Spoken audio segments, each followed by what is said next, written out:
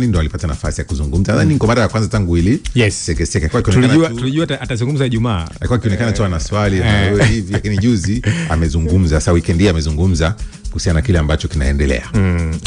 Bwana, kama ulivyosema Mtei, hiyo ndo taarifa kubwa sana kwa kule nchini Iran kwamba kiongozi mkuu wa taifa hilo Ayatollah Khamenei amezungumza jana na taifa.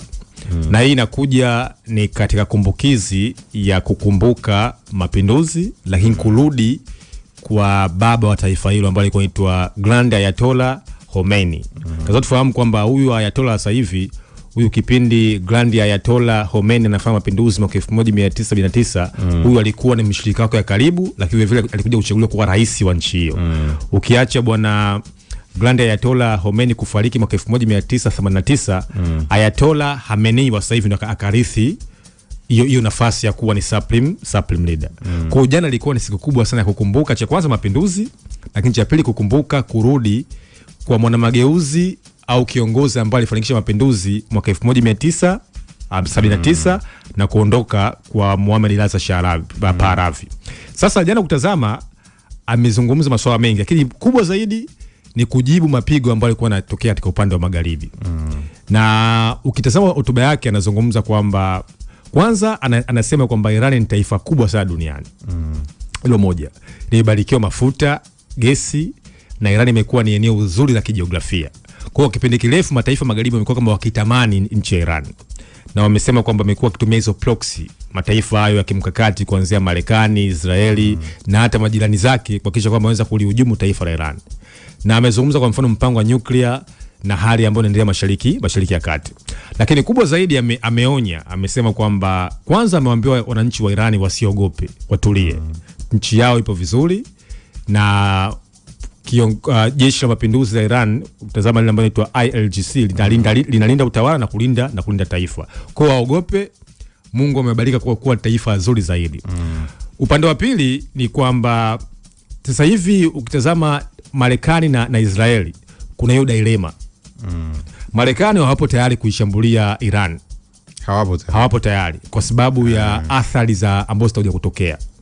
Jana Grand Ayatollah anasema kwamba tukishambuliwa itakuwa ni vita ya kikanda. Mwanzo tulikuwa tunasikia kwamba walikuwa wanasema kina Abbas Araghchi, walikuwa wanasema kamanda wake mkuu wa maji, lakini jana amezungumza mwenyewe.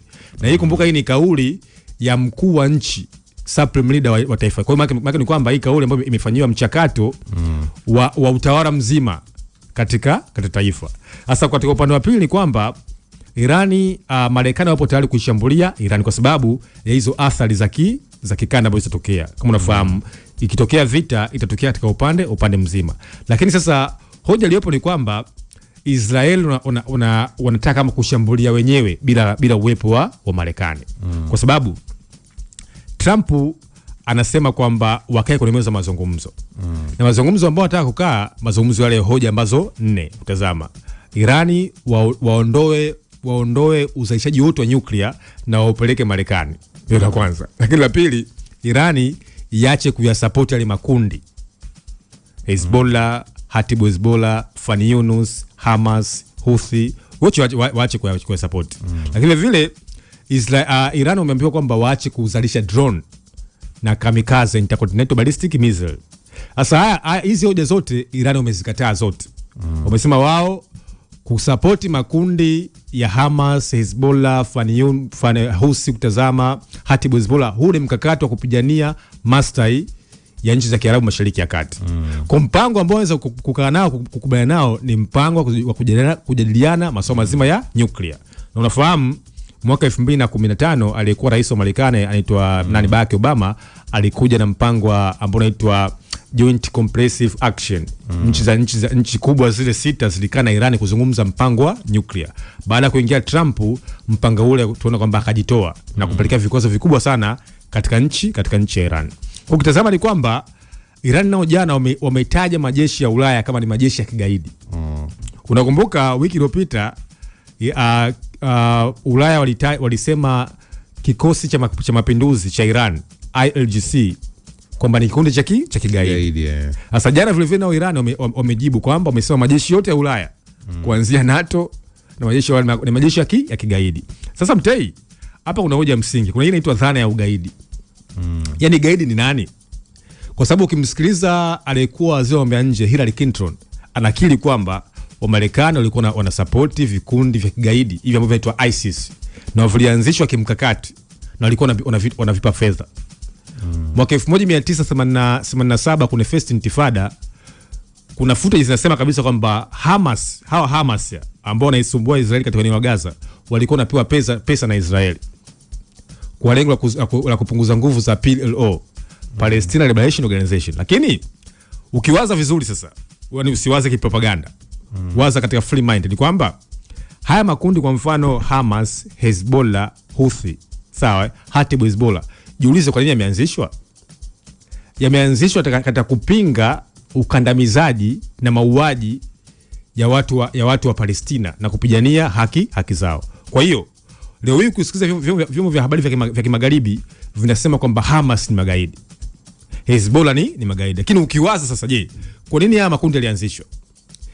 Yalianzishwa kwa sababu tangu mwaka 1948 kuna kitu wanaitwa Nakba. Nakba maana ni catastrophe. Watu wa Palestina walioanza kujiunga kupinga ukandamizaji na unyang'anyi katika nchi yao.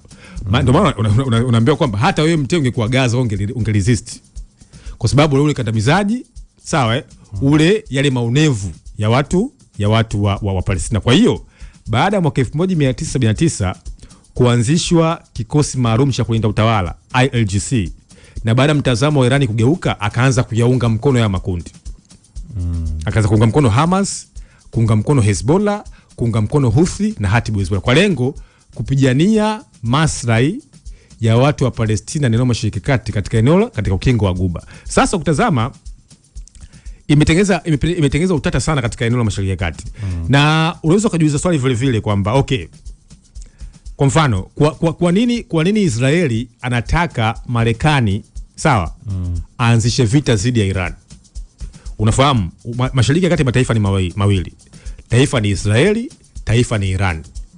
Katika mizania ya kijeshi, sayansi na ugunduzi. Haya mataifa ya Saudia, Kuwait, Bahrain, Qatar, mataifa ambayo kwanza wanalindwa na nchi za Marekani.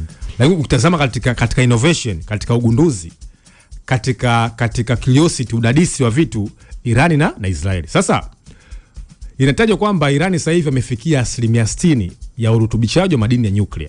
Jana maneno nasema kwamba sisi hatujamshambulia mtu yoyote na hatuna tamaa wala nia kumshambulia mtu, lakini wamekuja wametuzunguka. Wamekuja paka kwenye mlango bahari wa Hormuz, wameweka meli yao. Hatujashambuliwa. Wanataka nini kwetu? Maana ni kwamba sasa ili Israeli aweze kutawala na kuongeza ushawishi wake Mashariki ya Kati, lazima kuna mataifa lazima yaweze yapigwe. Ndio maana imepigwa Hamas, imepigwa Palestina, imepigwa Iraki, imepigwa Afghanistan. Hawa wengine wanatishiwa. Kwa mfano Saudia anaambiwa tukupe ulinzi au ushirikiane na sisi. Maana kwamba unaambiwa kwamba okay, tunakupa ulinzi lakini wewe upande wetu. Na ndio maana Iran anaonya kwamba mkijaribu kutumia anga zenu kutushambulia, itakuwa ni vita dhidi yenu. Kwa sasa Marekani vile vile mteo, unakumbuka kuna kitu kinaitwa Jeffrey Stein file au inaitwa Epstein file. Utazama, hii ni kesi kubwa ambayo huyu jamaa alikuwa anatajwa kama alikuwa ni afisa usalama, lakini alikuwa anashirikiana na viongozi wakubwa wa Ulaya ambao ana kashfa ya ngono. Taarifa zake zimekuwa zikivuja sana nchini Marekani. Na Trump naye taarifa zake zimekuwa zikivuja. Kwa hivyo vile sasa watu ambao wanashikilia hizo taarifa wanataka kumpressurize Trump achukue hatua dhidi ya utawala wa Tehran. Ukimtazama Trump kwa kweli mtu ambaye kwa kweli apende vita. Ukimwangalia hata kipindi anaingia mamlakani alisema kwamba yeye amekuja ni kiongozi wa amani, kiongozi wa vita. Lakini sasa ukitazama kuna misingi ambao watu wameweka. Ni kweli kama kiongozi una huruka yako, lakini ukiingia mamlakani kuna misingi ambayo wameweka kwamba wewe Mashariki ya Kati sisi lazima tuweze kutumia nguvu. Kwa ukitazama bwana, jana Ayatollah amezungumza na hotuba yake imekuwa ni maarufu sana, ina trend huko duniani kuonyesha kwamba namna gani Irani wao wamejipanga. Kwa hiyo wanaweza vipi kufikia zile hoja nne. Alagachi anasema kwamba hawa Marekani wamekuwa wakizungumza, lakini tunajua nyuma pazia tumekuwa tukifanya mazungumzo. Na kumekuwa kuna safari nyingi sana viongozi wa Qatar, viongozi wa Kuwait, viongozi wa Saudia kwenda kunormalize, kwa sababu unafahamu vita ikitokea itakuwa ni mlipuko mkubwa sana kwenye vituo vya mafuta, kufungwa kwa mfereji wa Hormuz, kutazama jiografia ya Mashariki ya Kati, kinzadi sana athari za mauaji ya watu. Lakini vile Ayatollah amezungumza kwamba amesema kwamba amezungumza kuhusu ile maandamano, akasema akashangaa maandamano gani watu walikuja kupiga maskari, kuchoma shughuli za serikali, kuchoma benki, kuvamia kikosi mapinduzi, lakini zaidi sana kuchoma Qur'an tukufu. Akawa na hoji kwa akasema kwamba hawa walikuwa ni wafanya mapinduzi, na mapinduzi hukumu yake inajulikana. Kwa vile vile jana alikuwa anatoa jibu kwa ile hoja ya Trump kwamba hawa watu 800 ambao mwakamata msiweze kufanyaje kuwanyonga. Nafahamu kule Irani bwana, kwamba mtu ambaye akituhumiwa katika makosa ya kuhujumu taifa hukumu yake ni kunyongwa, na ni kunyongwa hasarani. Wamekuwa kinyongwa hivyo maagent wa Mossad walikamatwa, maagent wa Shin Bet. Kwa hiyo kwa kweli hotuba yake inasubiriwa jibu kati ya Netanyahu. Lakini ukitazama vile vile katika ukanda wa Gaza, hili muhimu. Katika ukanda wa Gaza taarifa za UN zimetoka, umefariki zaidi ya watu 70,000. Watu 70,000 tangu Oktoba 7, 2023 paka leo hii. UN imetoa tafiti watu 70,000.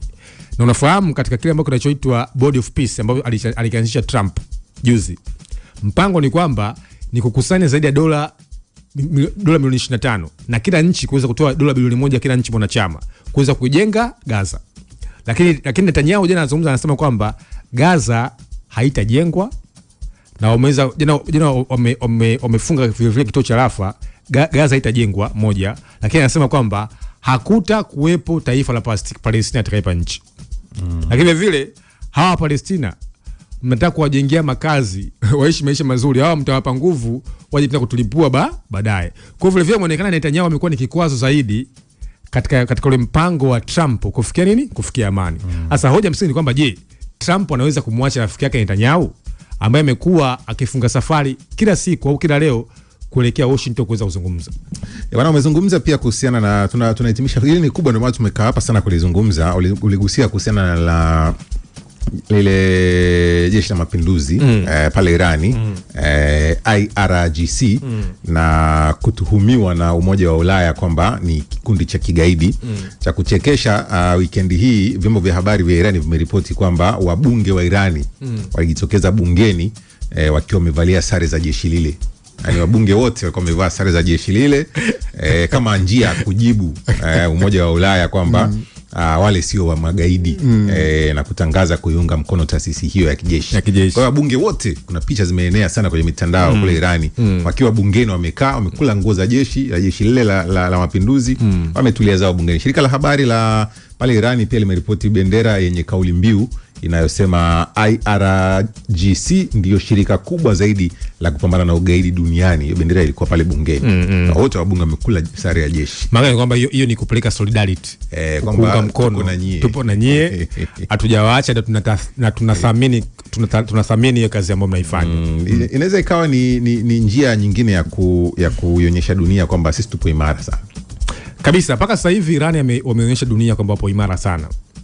Na ukitazama kwa mizania, unajua Mtei, inapoanzishwa vita ya Irani na Marekani, maana ni kwamba hapo unazungumza Umoja wa Ulaya, Umoja wa NATO na nchi zote za magharibi zinakuja kupigana dhidi ya Iran. Kosa hiyo ni solidarity kubwa sana ambayo kimsingi wameonyesha.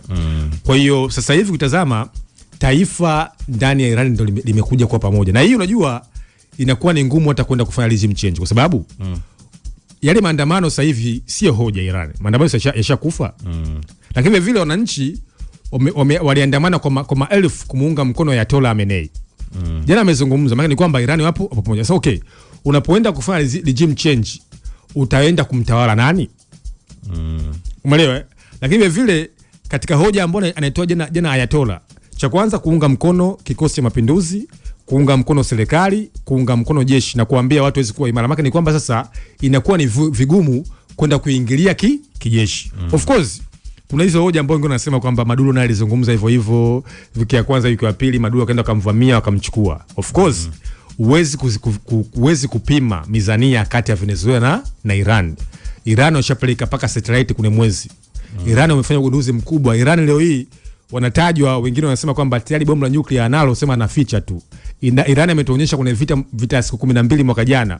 Bila Marekani, Israeli alikuwa anapata hasara kubwa zaidi. Kwa hiyo Iran kuna kitu ambacho wameifundisha dunia ya kimagharibi. Lakini vile nimeona kwamba kuna ushirikiano ambao umeingia kati ya China, Urusi na Marekani. Of course watu wengi wanajua wamekuwa wakiwarumu wa China kwamba wao wamekuwa wakiongea tu, viongozi wao wamekuja kwamba China na Urusi wamekuwa wakiongea tu, viongozi wao wanakuja wanachukuliwa, wanabebwa, wanaondoka washirika wao, lakini wao wamekuwa hapo kimya. Lakini katika hili lazima ufahamu kwamba eneo la Mashariki ya Kati ni eneo muhimu sana kistratejia.